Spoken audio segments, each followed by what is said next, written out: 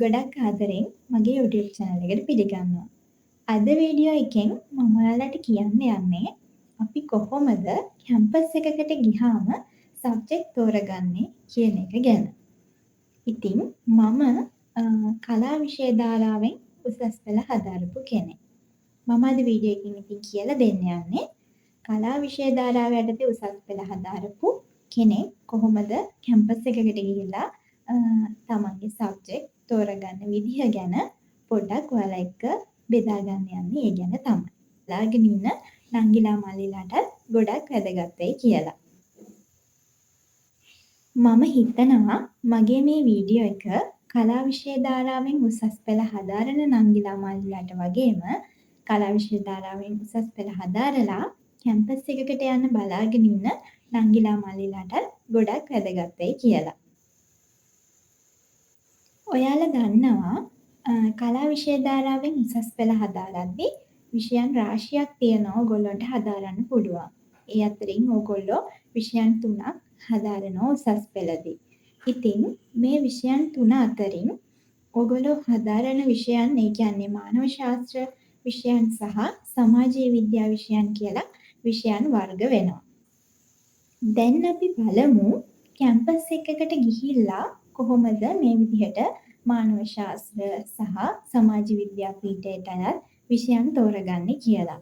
ඉතින් මම මගේ විශ්වවිද්‍යාලය යටතේ තමයි, ඒ කියන්නේ කැලණිය විශ්වවිද්‍යාලයේ ඇත්තටම කලා අධ්‍යයන අංශය යටතේ පීඨ දෙකක් තියෙනවා.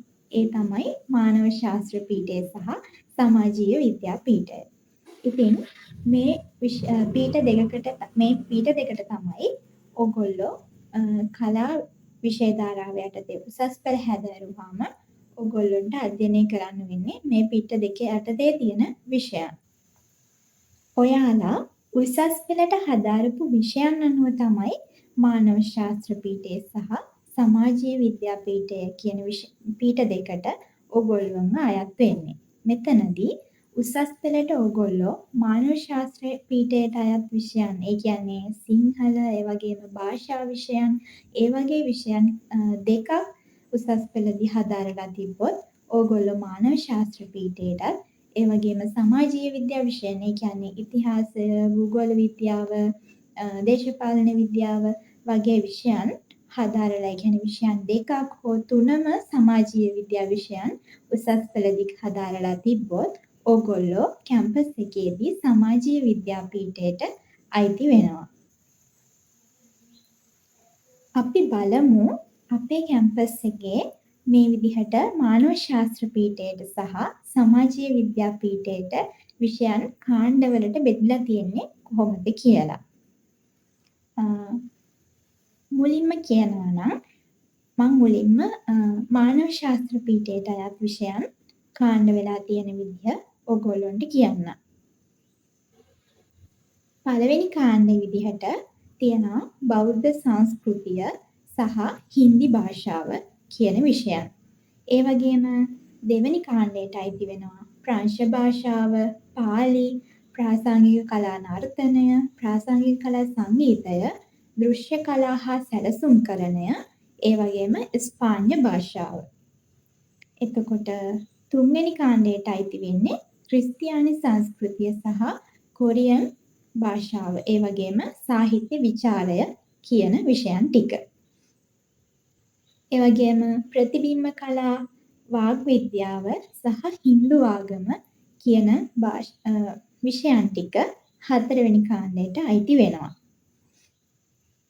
පස්වෙනි කාණ්ඩයට අයිති වෙන්නේ මානව ශාස්ත්‍රයට පීඨයට අයත් විෂයන් වලදී බෞද්ධ දර්ශනය, චීන භාෂාව, ජර්මන් භාෂාව සහ බටහිර සම්භාව්‍ය සංස්කෘතිය කියන විෂයන් ටික. රුසියන් භාෂාව, ඒ වගේම සංස්කෘත, බෞද්ධ මනෝවිද්‍යාව සහ ජපන් භාෂාව කියන විෂයන් 6 වෙනි කාණ්ඩයට අයිති වෙනවා. 7 වෙනි කාණ්ඩයට අයිති වෙන්නේ භාෂා පරිවර්තන ක්‍රම සහ අධ්‍යාපන වේදය කියන විෂයන් ටික.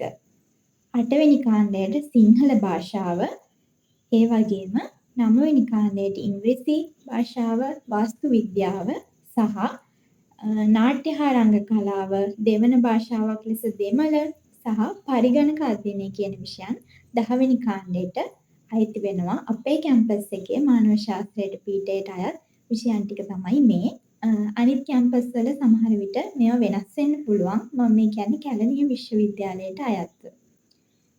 ඒ වගේම සමාජීය විද්‍යා විෂයන් අපි තෝරගනිද්දී අපිට පළවෙනි කාණ්ඩේ තියෙනවා මානව විද්‍යාව, සමාජ සංඛ්‍යානය, සංචරණය හා සම්පත් කළමනාකරණය. අපි tourism and culture resource management කියලා හඳුන්වනවා. දෙවෙනි කාණ්ඩයට භූගෝල විද්‍යාව විෂය අයිති වෙනවා. ඒ වගේම පුරාවිද්‍යාව සහ දේශපාලන විද්‍යාව කියන විෂයන් තුන්වෙනි කාණ්ඩයට අයිති වෙනවා. හතරවෙනි කාණ්ඩයට අයිති වෙන්නේ දර්ශනය සහ ඉතිහාස විෂය. පස්වෙනි කාණ්ඩයට ආර්ථික විද්‍යා විෂය අයිති වෙනවා. ඒ වගේම ජාත්‍යන්තර අධ්‍යයනය, පුස්තකාල හා විඥාපන විද්‍යාව, මනෝවිද්‍යාව කියන විෂයන් 6 වෙනි කාණ්ඩයට අයිති වෙනවා. සමාජ විද්‍යාව සහ සංවර්ධන අධ්‍යයනය කියන විෂයන් 7 වෙනි කාණ්ඩයට 8 වෙනි කාණ්ඩය යටතේ අපිට මම ඉස්සෙල්ලා සඳහන් කරා වගේ මානව ශාස්ත්‍ර පීඨය යටතේ සිංහල භාෂාව සහ සමාජ විද්‍යා පීඨයට අයත්ව එහෙම 8 වෙනි කාණ්ඩයට කියලා වෙන විෂයක් නැහැ. මොකද සිංහල ගොඩක් දෙනෙක් කරන නිසා. ඒ වගේම 9 වෙනි කාණ්ඩයට ජන සංනිවේදන විෂය සහ මහජන සම්බන්ධතා හා මාධ්‍ය කළමනාකරණ විෂය අයිති වෙනවා. ඒ කියන්නේ public relations and media management. මම කරන්නේ මගේ සබ්ජෙක්ට් එකේ ඒක තමයි. ඒ වගේම 10 වෙනි කාණ්ඩයට ක්‍රීඩා හා විශ්‍රාන්ති කළමනාකරණය සහ පරිගණක අධ්‍යයනය කියන විෂයන් අයිති වෙනවා. ওই විදිහට තමයි අපේ කැම්පස් එකේ විෂයන් කාණ්ඩ වෙලා තියෙන්නේ. ඕගොල්ලන්ට මේ මං කිව්වා වගේ පළවෙනි, දෙවෙනි, තුන්වෙනි එහෙම කියලා කාණ්ඩ මං කිව්වනේ.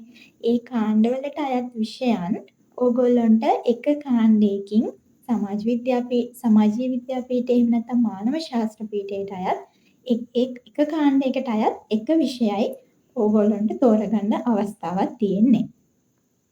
ඉතින් මං හිතනවා මගේ මේ වීඩියෝ එක වැදගත් වෙන්න ඇති කියලා.